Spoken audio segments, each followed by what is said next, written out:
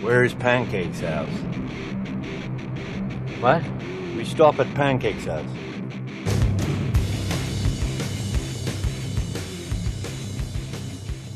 Growing up in the 80s and 90s, I, like many other kids, not only read comic books, but collected them also.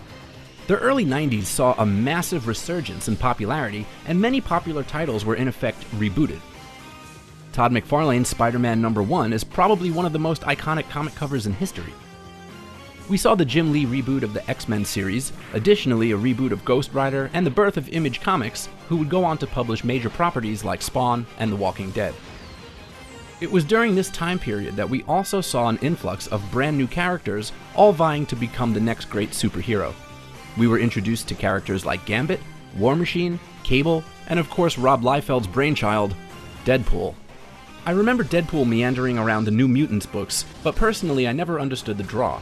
To me, he just seemed like another 90s wannabe superhero with a modified Spider-Man costume design and a shit ton of leather pockets and pouches. If you wanted to be a superhero in the early 90s, you had to have a fuckload of pockets and pouches. And Deadpool creator Rob Liefeld was hands down the absolute worst offender of this crutch. Rob had a lot of other issues too, one being the fact that he can't fucking draw. As much as I want to hate Deadpool right now, let's hold off for a second and look into the amazing career of comic book artist Rob Liefeld. Before I begin, I do need to give credit where credit is due. Much of this content can be found, and then some, from a 2012 article on ProgressiveBoink.com by Bill Hanstock. It's a long read, but it's well worth it. Now, Rob had done some work at DC before heading on over to Marvel in 1989. Rob's first major project was penciling the low-selling X-Men offshoot The New Mutants, starting with issue 86. By issue 98, Rob was given complete creative control over the entire series. The New Mutants ended with issue 100, and a new rebooted version was born, X-Force. In 1991, Liefeld was featured in a Levi's jeans commercial directed by Spike Lee, just to give you an idea of how popular he was at the time. Rob's ego was so out of control at this point that he actually wanted to publish a title called Executioners on rival indie label Malibu Comics, and he was told that he'd be fired if he did so. So, in 1992, Liefeld, along with some other huge comic book artists of the day, like Todd McFarlane, Mark Silvestri, and Jim Lee, all left to form what would become known as Image Comics. How did Rob Liefeld command such artistic power that he was able to form one of the most influential comic book publishing houses to this day? Pouches. Leather pouches and holsters. From Rob's first original creation of Youngblood to Deadpool and many others, something that stands out as an MO of Liefeld's art is the ridiculous amount of pockets and satchels that his characters would wear. It seems that the Rob Liefeld School of Character Design provides this only class. What else does it take to reach the towering heights of Liefeld's career? Well, for starters, you should not know a fucking thing about human anatomy. Not just women, men too. Please tell me how in the fuck any of these proportions make sense. I would be thrown in the dumpster of my art school if I handed in work like this, or this, or this.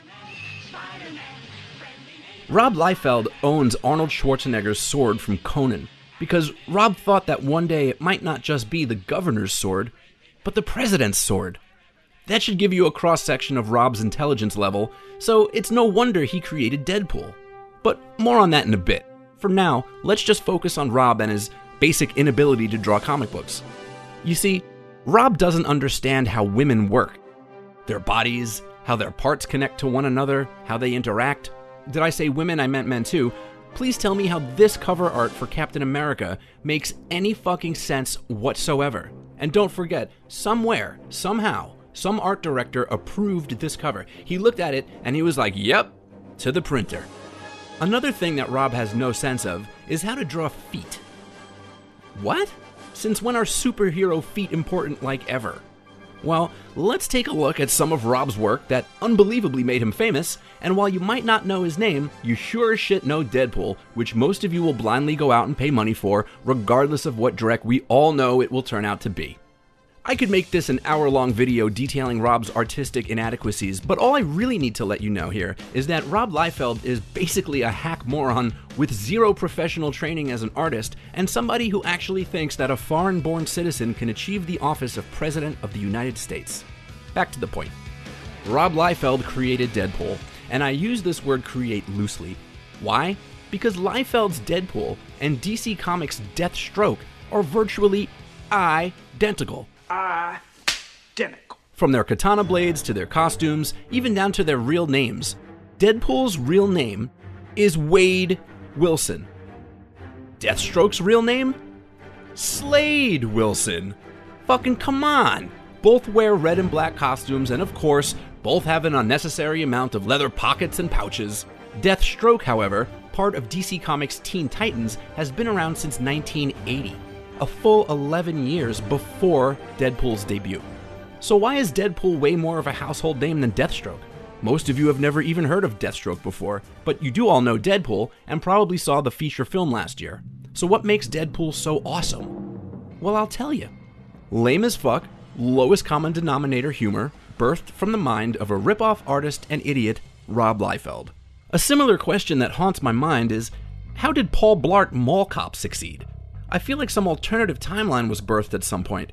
How in the world could a lame and cheesy, blatantly ripped off, quote, superhero become wildly popular? Unfortunately, and this may come as an insult to some of you listening, Deadpool is really lame and hacky.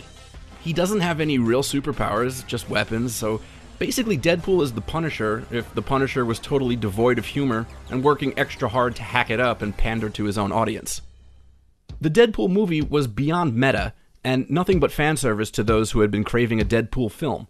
To enjoy Deadpool is to enjoy Big Johnson t-shirts. To enjoy Deadpool is to celebrate a man who thinks that Arnold Schwarzenegger could realistically become President of the United States and doesn't seem to understand why not. To enjoy Deadpool and be proud of that fact really cements your enjoyment of bland and obvious humor, and kind of tells me that you really don't expect anything more from your $14 movie ticket. To me, Deadpool is the epitome of what a 13-year-old wants a superhero to be. Some shit-talking masked idiot thinking that he's too cool and too witty for the room. Meanwhile, he's a blatant ripoff of another character whose creator is too daft to understand that foreign-born citizens can't become president. This is a man whose success comes from the inability to draw proper proportions, feet, or anatomy.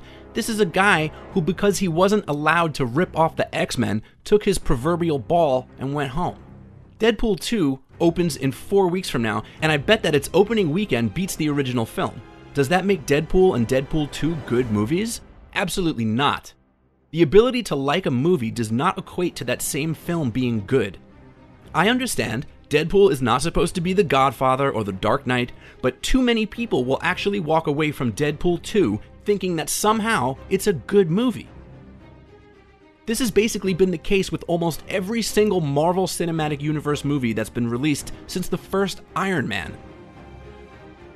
Iron Man 3, The Avengers and its sequels, Thor, Thor 2, Black Widow, Hulk, Black Panther, etc. are all horseshit movies with absolutely zero rewatchability, heart, or passion.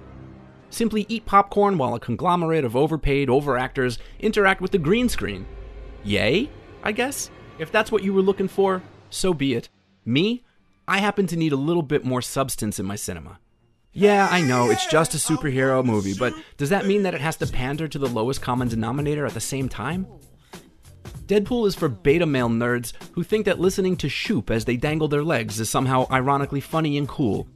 That scene was for the people who get it. Yuck, really? Who are you? This is what you spend your money on? This is what you think the future of cinema is, Deadpool?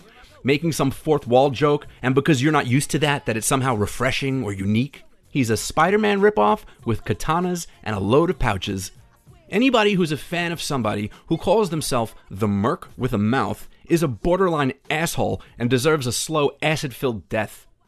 That guy, the 33-year-old guy wearing a Deadpool belt and a chain wallet, you're a fucking nightmare, sir, and everyone is laughing at you. I know that I am. So that's Deadpool and his creator, and most of you will run out and go see Deadpool 2, just like all the other superhero movies that people start dripping fluids over. Much like how I could just kill a man, this is something I can't understand. What fan of comic books eats this shit up? What fan of storytelling would enjoy the rotting dreck that is the Avengers sequel? Ant-Man, Thor. Are you gonna sit there and tell me that these movies are good? Just because you enjoyed a movie doesn't make it a good movie. Deadpool's father is a ripoff, hacky dad joke slinging idiot, and the shit fruit doesn't fall far at all from the shit tree. Movie pass and all, I am passing on this completely, as well as Avengers Infinity Wars, Iron Man 11-teen, and whichever subpar screenplay managed to pass as a blockbuster film these days. You want to watch a movie with something to say? Go see Shape of Water. Go see 3 Billboards. Superhero films have become the inbred cousin of wrestling, with soap opera storylines leading up to a big pay-per-view. Fuck, man, wrestling is way more interesting anyway. Show me a heel turn. Show me a face turn. There's no CGI in wrestling. Those bumps are real. Disposable, interchangeable villains and convoluted screenplays with too many characters are nothing that I am interested in personally. Deadpool 2 opens on May 18th, and Rob Liefeld has a writing credit for the screenplay, so be warned. Also be warned if I ever hear you utter the phrase "merc with a mouth" within earshot of me, because I will legitimately fucking kill you with my dirty dick beaters.